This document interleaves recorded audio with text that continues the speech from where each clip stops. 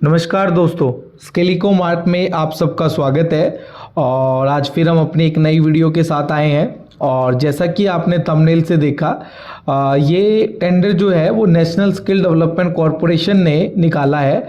आपकी स्क्रीन पर दिखाई दे रहा है। आप एनएसडीसी की वेबसाइट पर जाएंगे और टेंडर्स पर क्लिक करेंगे तो एक्टिव टेंडर में आपको जो अभी आपकी स्क्रीन पर दिखाई दे रहा है, tender number 2, request for expression of interest for empanelment of mobilisation agency. और इस टेंडर के बारे में आज हम आपको बताना जा रहे हैं। सबसे पहले आप लोग कुछ चीज़ें नोट कर लें। इसकी जो स्टार्टिंग डेट थी वो 10 तारीख थी और इसकी जो अंतिम डेट होगी वो 24 तारीख है। और उसके बाद अगर मैं बात करता हूँ टेंडर्स के बारे में, टेंडर की जो क्या क्या इसके अंदर एलिजिबिलिटी है। सबसे पहले एक चीज़ का आप ध्यान रखें दोस्तों कि ये टेंडर जो है वो आपको ऑफलाइन सबमिट नहीं करना है, ये टेंडर आपको ऑनलाइन सबमिट करना है। कोई भी ऑफलाइन जो टेंडर है वो एनएसडीसी जो है इसको स्वीकार नहीं करेगा। तो आपको ये टेंडर सारा nsdc.eproc.in पर जाकर आपको इसको सबमिट करना है। अब आ जाइए दोस्तों, सबसे पहले अगर मैं बात करूं तो इसका मेन मोटिव क्या है, इस ऑब्जेक्टिव क्या है इस एम्पेनलमेंट का।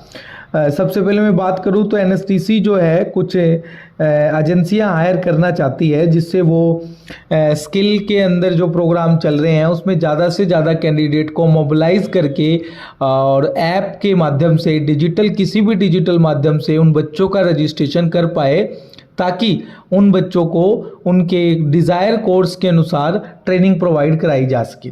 ठीक है दोस्तों, ऐसा ही कुछ प्रोजेक्ट जो है स्किल साथी के रूप में एनएसडीसी ने कुछ समय पहले निकाला था। उसमें भी जो स्कूल्स के या ड्रॉप आउट कैंडिडेट को मोबिलाइज करके एनएसडीसी ने एक ऐप दी थी जिसमें डेटा अपलोड करवाया था। उसी तरह की सिमिलर जो कंडीशंस इस प्रोजेक्ट के अंदर डाली गई हैं। अब अगर मैं बात करता हूं तो ड्यूरेशन क्या रहेगी एम्पेनलमेंट की, तो ये जो एम्पेनलमेंट होगी वो 2 साल के लिए ड्यूरेशन रहेगी एजेंसी की। उसके अलावा हम बात करें तो क्या क्या मेन एलिजिबिलिटी क्राइटेरिया है, जो सबसे इम्पोर्टेंट है वो एलिजिबिलिटी क्राइटेरिया में हम बात करूं तो बिडर का जो है वो लीगल रजिस्टर्ड एंटिटी होना जरूरी है। इसके लिए वो अपना सर्टिफिकेशन ऑफ इनकॉर्पोरेशन, पैन और जीएसटी सबमिट करेगा। अगर स्टार्टअप है तो उसको 3 साल के क्राइटेरिया से मुक्त किया गया है। और अगर स्टार्टअप को छोड़कर बाकी सब कंपनियों का कम से कम एग्जिस्टेंस जो है वो 3 साल होना जरूरी है। उसके अलावा बिडर का एनुअल टर्नओवर 25 लाख रुपए होना जरूरी है। और अगर कोई स्टार्टअप कंपनी है तो उसको ये भी वेव ऑफ किया गया है। नंबर 3 पे अगर मैं बात करता हूं तो मिनिमम 2 वर्क ऑर्डर होना चाहिए और जो है कम से कम 2 वर्क ऑर्डर आपके पास इसी तरह के प्रोजेक्ट के होने जरूरी है। ठीक है दोस्तों, तो ये नंबर 3 एलिजिबिलिटी थी। नंबर 4 में आपको 3000 कैंडिडेट मिनिमम आपको मोबिलाइज किया होना चाहिए और स्टार्टअप के केस में वो 1000 कैंडिडेट से काम चल जाएगा। उसके अलावा नंबर 5 पॉइंट पे अगर मैं बात करता हूं तो बिडर के पास एक क्वालिफाइड स्टाफ होना चाहिए, एक टीम लीडर होना चाहिए मिनिमम 5 साल के एक्सपीरियंस के लिए। मोबिलाइजेशन एक्सपर्ट होने चाहिए मिनिमम 4 ईयर के एक्सपीरियंस वाला।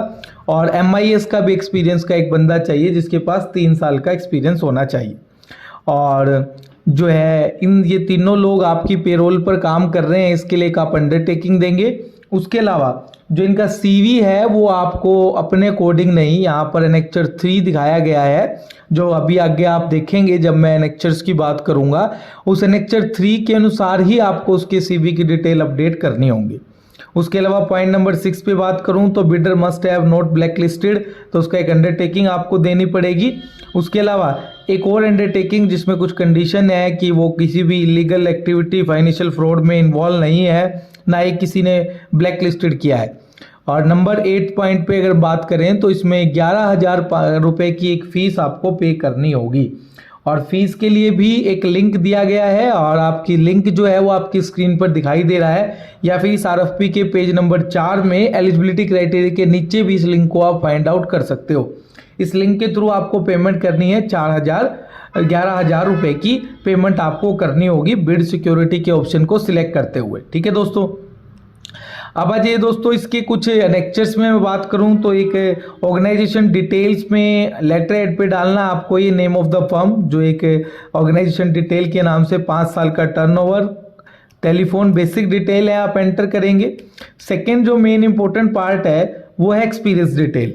अब देखिए आपको पिछले अपने 4-5 साल का जितना भी आपने इस फील्ड में काम किया है मोबिलाइजेशन की, तो सारे टेंडर्स की डिटेल आप यहाँ पर डालेंगे एक्सपीरियंस डिटेल के अंदर। ठीक है दोस्तों। Second point term of reference है, इसके अंदर बताया गया है कि क्या क्या जो है टास्क जो है वो एक ट्रेनिंग मोबिलाइजेशन पार्टनर के रहेंगे। मैंने बताया था लेक्चर 3 आपकी स्क्रीन पर दिखाई दे रहा है, ये है सीवी का फॉर्मेट।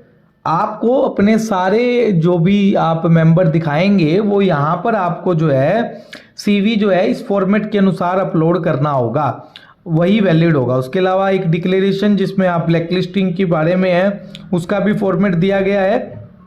और आप ध्यान रखिए दोस्तों, इसको सबमिट करने के लिए आपको एक इम्पोर्टेंट चीज़ जो कि डिजिटल सिग्नेचर होगा उसकी भी आवश्यकता होगी। और डिजिटल सिग्नेचर जो है वो आपका साइनिंग प्लस एनक्रिप्शन दोनों होना जरूरी है।